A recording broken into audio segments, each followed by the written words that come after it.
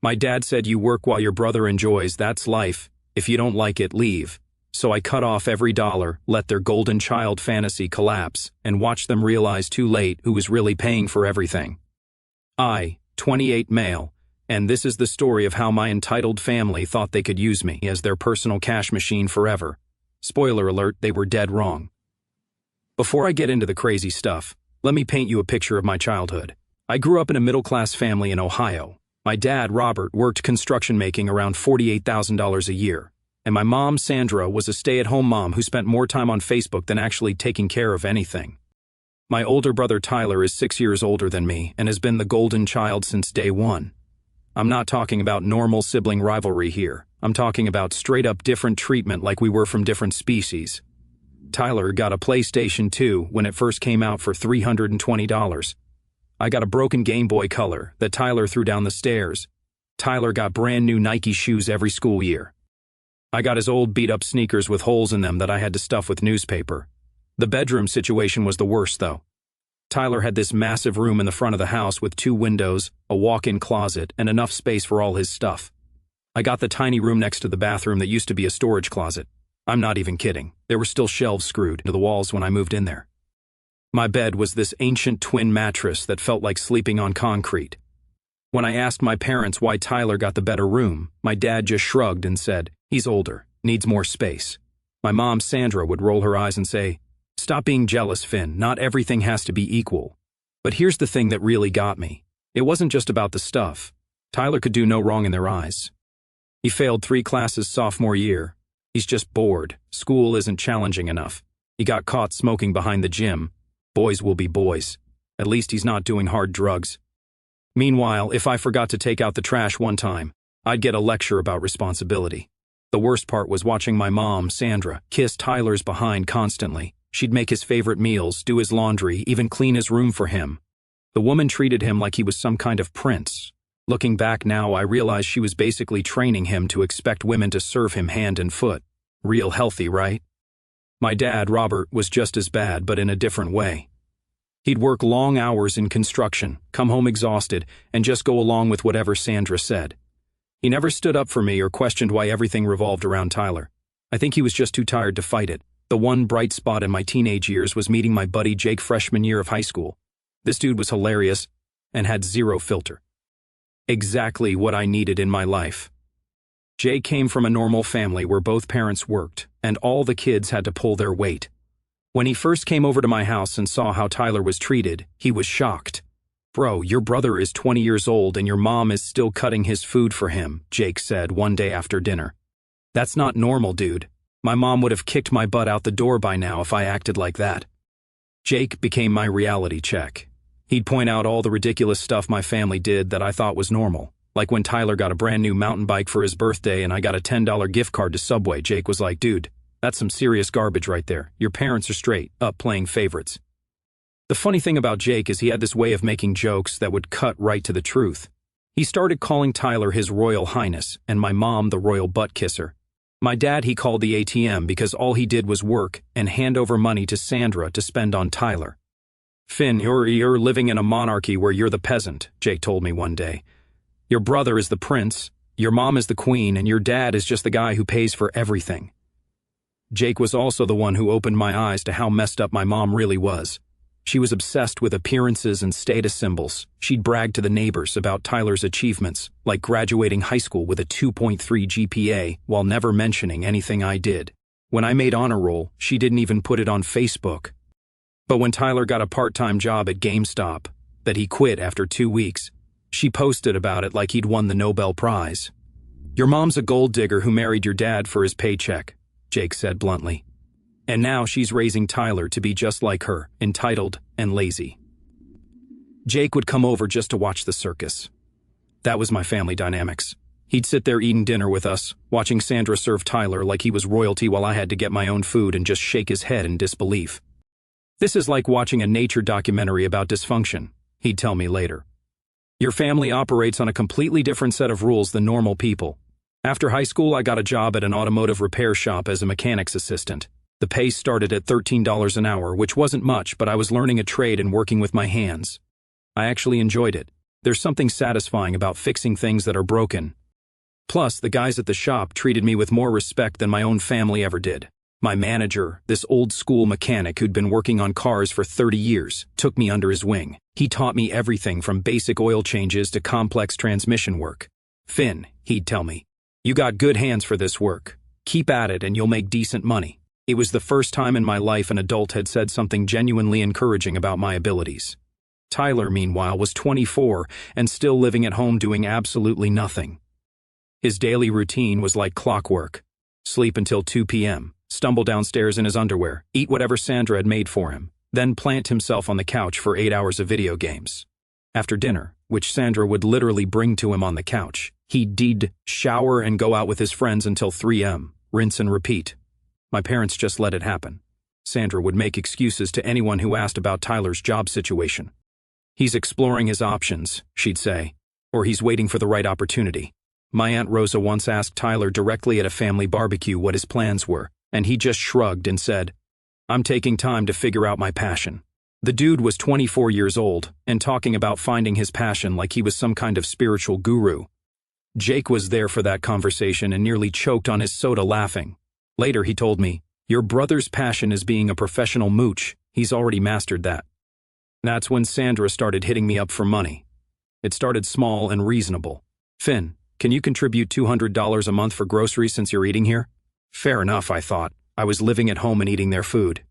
Then it became $350 for household expenses. Then $550 because money is tight. Each increase came with a sob story about rising costs and how hard it was to make ends meet. But here's the thing that really got me. The expenses only seemed to go up when Tyler wanted something, new gaming console. Suddenly, the electric bill was higher and they needed more money. Tyler wanted to join a gym. Whoops, the car insurance went up, and could I cover the difference?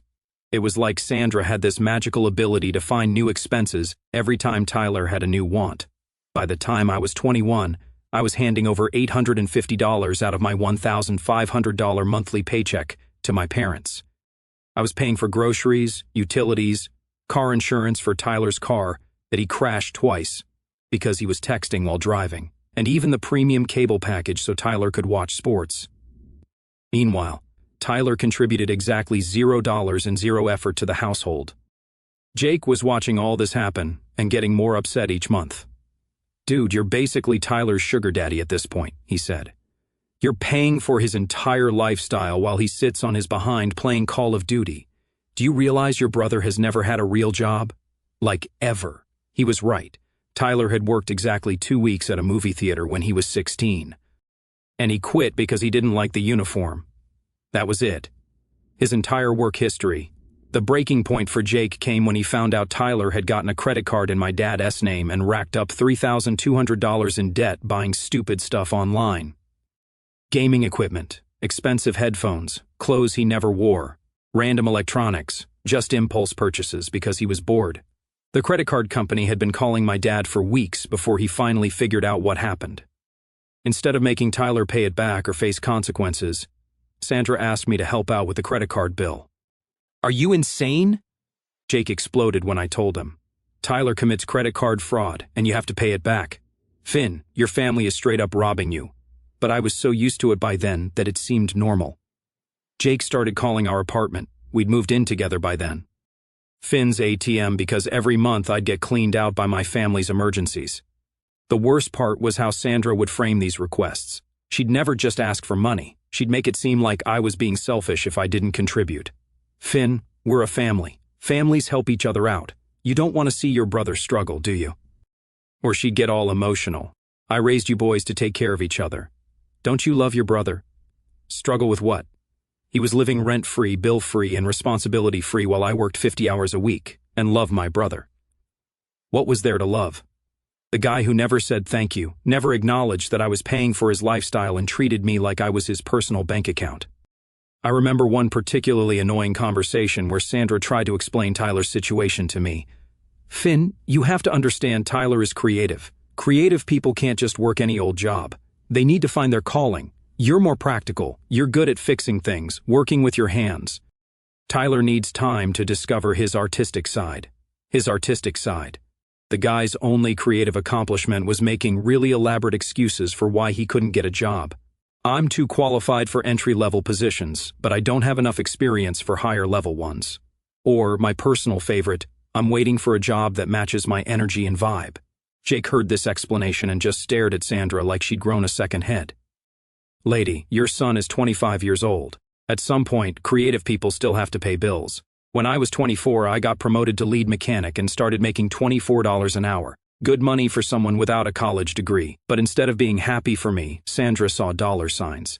Finn, now that you're making more money, we need you to contribute more to the household, she said the day after I told them about my promotion. Not congratulations, not we're proud of you. Just immediately asking for more cash. She wanted me to start paying $1,300 a month. That would have left me with maybe $450 for my own expenses after taxes. When I hesitated, Sandra went full psycho on me. You're so selfish, Finn. We raised you, fed you, put a roof over your head, and this is how you repay us? Your brother needs support while he figures out his life path. His life path? Tyler was 30 years old and had never held a job for more than a month. His life path was being a professional mooch. Jake was there when Sandra came to our apartment to discuss my new financial contributions. She rolled up in Tyler's car that I paid the insurance for, wearing a new designer purse and fake nails that probably cost $120. Finn, honey, she said in this fake, sweet voice. Family takes care of family. You don't want your poor brother to struggle, do you? Jake couldn't help himself. Struggle with what? He's 30 and doesn't have a job. How is that Finn's problem? Sandra turned on him with this nasty look. This is family business. You wouldn't understand. I understand that you're bleeding Finn dry to support your lazy son, Jake shot back. That's not family. That's exploitation. Sandra's mask completely came off then. Tyler has potential. He just needs time to find the right opportunity. Finn is good with his hands. Manual labor suits him. Tyler is meant for bigger things. That's when I realized Jake was right about her. She saw me as the dumb worker bee, and Tyler as some kind of future CEO. In her mind, I was supposed to fund Tyler's lifestyle forever while he found himself. The conversation got heated with Sandra listing all the ways Tyler was special and different, while basically calling me a blue-collar loser, whose only purpose was to financially support my brother's dreams. She actually said that some people are born to work, and others are born to lead, and that I should be grateful to have a purpose. What exactly is Tyler leading? Jake asked. A guild in World of Warcraft. Sandra got even madder. Tyler is intellectually gifted. He's just waiting for the right opportunity to showcase his talents. Not everyone can be satisfied with getting their hands dirty for minimum wage. It's not minimum wage, I said. I make decent money. Decent for what you do? Sandra replied with this condescending tone. But Tyler has the potential to make real money, executive money. He just needs family support while he positions himself for success. Jake just sat there taking notes on his phone. This is gold, he whispered to me. I'm documenting this crazy for posterity. What really got me was how Sandra talked about my job like it was beneath Tyler. I was good at what I did. I could diagnose engine problems that stumped other mechanics. I could rebuild a transmission from scratch. But in Sandra's mind, working with my hands made me less valuable than Tyler, who had literally never accomplished anything in his life. You know what your problem is, Sandra? Jake finally said. You think Tyler's going to be your meal ticket? You're betting everything on him making it big someday so you can live in luxury. But newsflash, he's 30 years old, and his biggest accomplishment is reaching level 80 in some video game. You don't know anything about my son's potential, Sandra snapped. I know he's never held a job, never paid a bill, and never taken responsibility for anything. That's not potential. That's learned helplessness. Sandra stood up to leave, but Jake wasn't done. And another thing, Finn doesn't owe you or Tyler anything. He's been supporting your household for years, while Tyler contributes nothing. You should be thanking Finn, not demanding more money from him. Finn knows his responsibilities to this family, Sandra said coldly. What about Tyler's responsibilities? Jake asked. Or do those not exist? Sandra didn't answer. She just left, slamming our apartment door so hard it rattled the windows. After she left, Jake and I sat there in silence for a minute, then Jake said something that really hit me. Dude, she doesn't see you as her son. She sees you as Tyler's employee. And Tyler doesn't see you as his brother.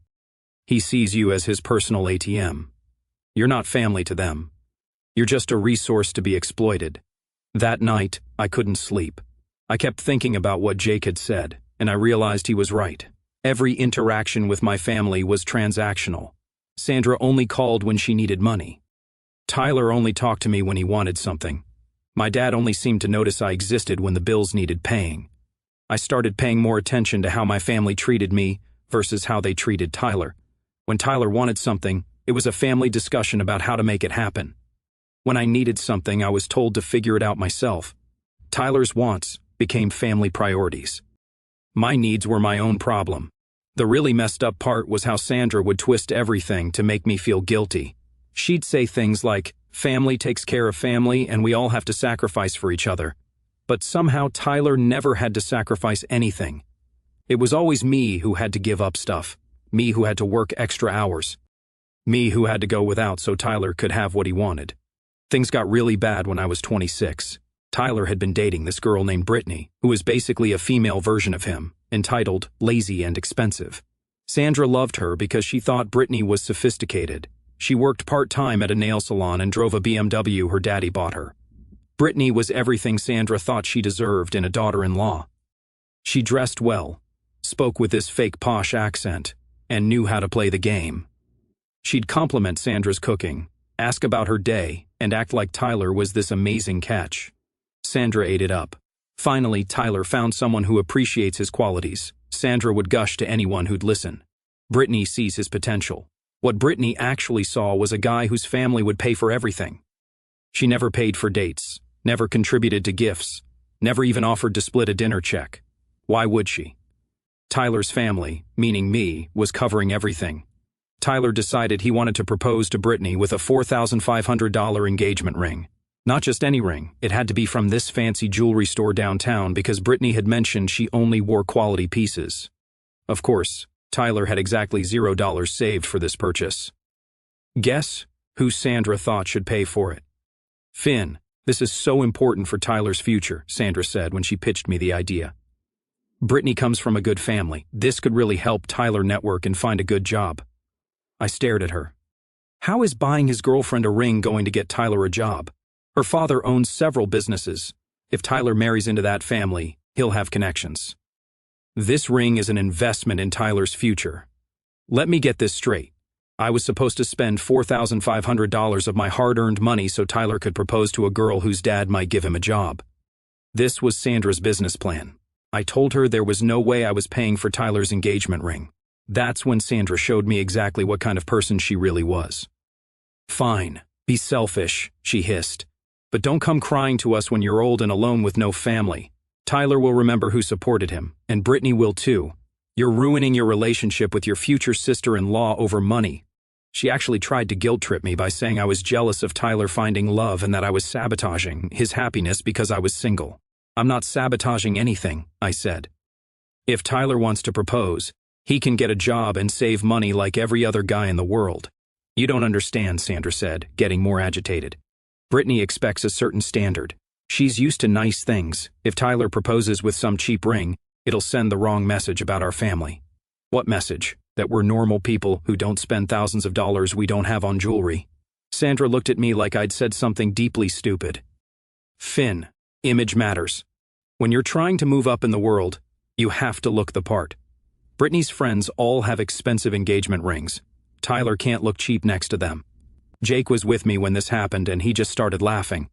Lady, you want your son to get married but you can't even pay for the ring? What kind of backwards family is this? Sandra got so mad she started screaming. Tyler deserves better than this. He deserves a family that supports his dreams. Finn, you make good money now, and you're just being greedy, keeping it all to yourself. Greedy? I've been supporting this household for 5 years. I pay for Tyler's car insurance, his food, his entertainment, his everything. How am I greedy for not wanting to buy his engagement ring too? Because he's your brother, Sandra yelled. And this is important. This could change his whole life. His dreams of doing nothing while his little brother pays for everything? Jake asked. Wow, what an ambitious dream. That night, Jake and I were eating pizza, and he said something that changed everything. Finn, you know they're never going to stop, right? Next it'll be Tyler's wedding, then a house down payment, then his kids' college funds. They're going to bleed you dry until you have nothing left. He was right. I was 26 years old with no savings, no car. I rode my motorcycle to work and no future because every penny I made went to supporting Tyler's lifestyle. You know what you gotta do, right? Jake said. Cut them off completely. Go cold turkey. Let them figure out how to pay for Tyler's ring themselves. I was scared. These people had trained me from childhood to believe that I owed them everything, that questioning their demands made me selfish and ungrateful. The thought of actually saying no to Sandra felt impossible. What if they're right? I asked Jake. What if I am being selfish? Jake looked at me like I'd grown a second head. Dude, you've been paying their bills for 5 years while your 30-year-old brother sits on his butt. If that's selfish, then I'm the Pope. The final push came when Sandra showed up at the auto shop where I worked. She cornered me during my lunch break in front of my coworkers and started this whole scene about how I was abandoning my family and being cruel to my brother. Finn, people are going to think our family doesn't support each other, she said loudly enough for everyone to hear. What kind of brother won't help with his siblings' engagement? My manager had to ask her to leave and I was humiliated.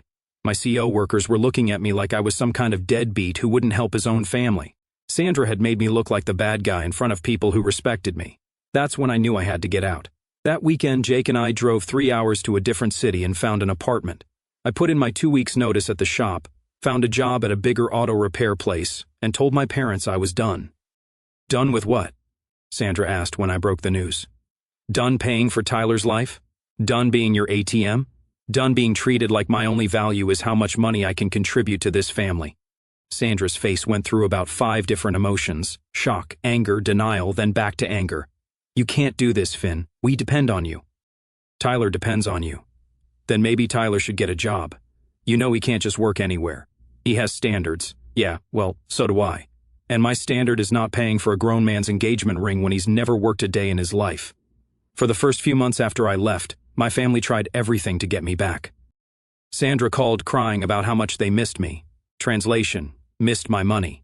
Robert called saying I was abandoning my family and that real men take care of their responsibilities. The first call came 2 days after I moved out. Sandra was crying so hard I could barely understand her. Finn, please come home. We can work this out. Tyler doesn't really need that expensive ring. We can find a cheaper one. It's not about the ring, Sandra. It's about everything. I'm not coming back. But what about the bills? What about the mortgage, Finn? We can't afford everything without your help. Then Tyler needs to get a job. He's 30 years old. You know Tyler's not ready for that kind of pressure. He's sensitive. He needs support, not demands. Sensitive. The guy who screamed at video games for 6 hours a day was sensitive. But the best was Tyler. He actually had the nerve to call me and say, Finn, this is really messing up my timeline. Brittany's expecting a proposal soon and you're ruining everything. Jake was listening on speakerphone and burst out laughing. Dude, get a job and buy your own ring. I'm not built for regular jobs, Tyler said. I'm more of an entrepreneur. I'm working on some business ideas. What business ideas? I asked. Well, I'm thinking about maybe starting a YouTube channel or something, or maybe an online store. I just need some startup capital. Startup capital for what? I don't know yet. I'm still in the research phase, but there's a lot of money to be made online if you know what you're doing. Jake and I were dying laughing.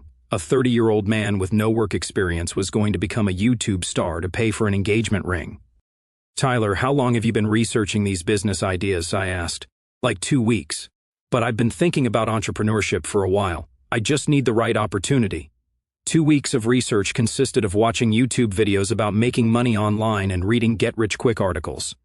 Tyler's business plan was basically step 1, start a business, step 2, profit.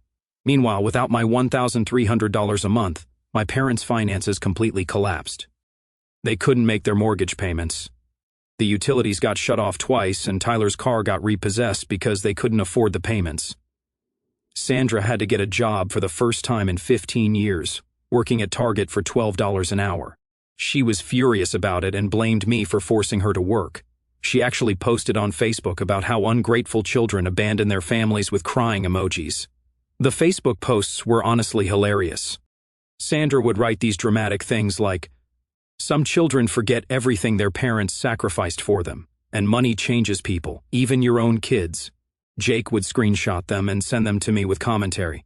"Look at this one," he texted me. "A mother's heart breaks when her child chooses greed over family. Lady, your son is 30 and unemployed. Where's his family loyalty?" Tyler and Brittany broke up because he couldn't afford to take her anywhere or buy her the things she wanted. Apparently, she told him he was too old to be living with his parents without a job and dumped him for some guy who owned a car dealership. This breakup sent Tyler into a spiral.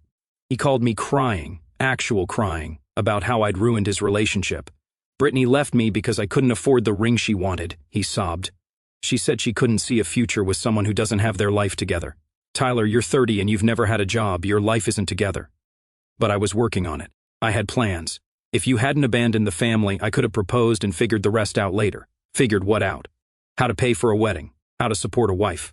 Were you planning to have kids and expect me to pay for them too? Tyler went quiet for a minute. Then he said something that really showed how delusional he was. I thought we were a family. I thought families helped each other achieve their dreams. What about my dreams, Tyler? When did anyone in this family care about what I wanted? That's different. You're good at working. You like your job. I like my job, but I also like having money left over to save for my own future. I like being able to buy things for myself sometimes. But you make good money now. You don't need that much. This was Tyler's logic. Since I made decent money, I didn't need it all. Whatever I didn't absolutely need should go to supporting his lifestyle. Jake and I followed all this drama through my dad, who would call me every few weeks to update me on the family situation. He wasn't asking for money. I think he was actually proud that I'd finally stood up for myself. He just wanted me to know what was happening. Your mother's having a real wake-up call, Robert told me one day. She's complaining about her feet hurting from standing all day at Target. And I told her, now you know how Finn felt working 50 hours a week to pay our bills. How's Tyler handling the real world? Not well. He applied for a few jobs but keeps getting rejected. Turns out employers want people with work history and basic skills. He got frustrated after the third rejection and said job hunting was rigged against creative people. Tyler tried getting various jobs but couldn't keep any of them. He got fired from a fast food place for showing up late 3 times in his first week. He quit a warehouse job after one day because it was too physical and the supervisor was mean to him. He got let go from a retail position for arguing with customers who didn't want to hear his opinions about their purchases. He's discovering that the real world doesn't care about his potential, my dad said. Turns out employers want people who actually work. The best story Robert told me was about Tyler's interview at a local office supply store. Tyler showed up 20 minutes late wearing jeans and a wrinkled t-shirt. When the manager asked about his work experience, Tyler said he was overqualified for entry-level positions, but would consider working there temporarily while he pursued his entrepreneurial ventures. The manager asked what kind of entrepreneurial ventures, Robert said, and Tyler started explaining his YouTube channel idea. He spent 10 minutes talking about how he was going to make money playing video games online. The manager just stared at him. Tyler didn't get that job either. Meanwhile, Sandra was struggling with her new reality. She'd never had to work a real job and was discovering how hard it actually is. She'd come home from Target exhausted and complaining about customers, managers, and coworkers. She keeps saying how unfair everything is, Robert told me. How she shouldn't have to work at her age. How Tyler needs time to find himself. How you're being cruel by not helping the family. But I finally told her the truth. What truth? That she created this situation. She spoiled Tyler so much that he can't function as an adult. And she treated you so badly that you had every right to leave. I told her if she wanted someone to blame, she should look in the mirror. This was the first time in my life that Robert had ever criticized Sandra's parenting or admitted that their treatment of me was wrong. It felt good to hear, even though it was about 10 years too late. 2 years later, I was doing great. I'd gotten certified as a master mechanic and was making $68,000 a year. Jake and I had saved up enough to buy a house together as roommates, business partners. I was even dating this amazing woman named Ashley, who's a nurse. Life was good. That's when Sandra called me for the first time in months. But this wasn't a guilt trip call. This was a begging call. Finn, I know we had our differences, but we really need your help, she said. And I could hear desperation in her voice. Turns out Tyler had gotten arrested for trying to steal car parts from the shop where I used to work. He thought he could sell them online to make quick money. The idiot got caught on security cameras and was facing felony charges. He needs a good attorney, Finn. A decent one cost $18,000 just for the retainer. We don't have that kind of money. I put her on speakerphone so Jake could hear. He was making popcorn in the kitchen. Where's all that money you saved by not having to support me? I asked. Please, Finn. He's your brother. He made a mistake, but he doesn't deserve to go to prison. Actually, stealing car parts is exactly the kind of thing that deserves prison, Jake called out from the kitchen. Sandra started crying. Finn, I know I wasn't always fair to you. I know I favored Tyler, but please, we need your help. Tyler's learned his lesson. What lesson? He's 32 years old and stealing car parts. That's not a mistake. That's who he is. Then she said the words I'd been waiting my whole life to hear. You were right about Tyler. You were right about everything. I should have made him get a job years ago instead of babying him. Jake came in with his popcorn, grinning. Sandra, let me ask you something, I said when I was working 50 hours a week to pay for Tyler's car insurance. Did you think about fairness then? No. But when I asked for help buying work boots, and you said money was tight, but then spent $600 on Tyler's video games that same week, did you think about fairness? Finn, please. When you told me I was built for manual labor while Tyler was meant for bigger things, did you think about how that made me feel? She was sobbing now. I'm sorry, Finn. I'm so sorry. I was wrong about everything. Here's what's going to happen, I said. Tyler's going to go to jail because that's what happens when you steal things. You're going to keep working at Target because that's what adults do. And I'm going to keep living my life without any of you in it. But he's your brother. No, a brother doesn't let his sibling pay for his whole life while he does nothing. A brother doesn't steal from the place where his sibling used to work. Tyler's just some guy who lived in the same house as me. Finn, what if I pay you back? What if I work extra shifts and send you money every month until I've paid back everything you gave us? I almost laughed. Sandra, you make $12 an hour at Target. At that rate, it would take you about 15 years to pay me back. And that's if you gave me every penny you earned. I'll do it. I'll work 2 jobs, 3 jobs if I have to. The time for making things right was years ago, not when Tyler finally got arrested. I hung up and blocked their numbers. Jake was cheering with his mouth full of popcorn. 6 months later, I heard through my dad that Tyler got sentenced to 2 years in prison. Sandra had to get a second job cleaning offices at night to pay for his court fees and still couldn't afford a good attorney. So Tyler got stuck with a public defender who barely tried. My dad also told me that Sandra finally understood what Jake and I had been saying all along. She created a monster by spoiling Tyler, and now she was paying the price. She cries every night, Robert told me. Not just about Tyler being in prison, but about losing you too.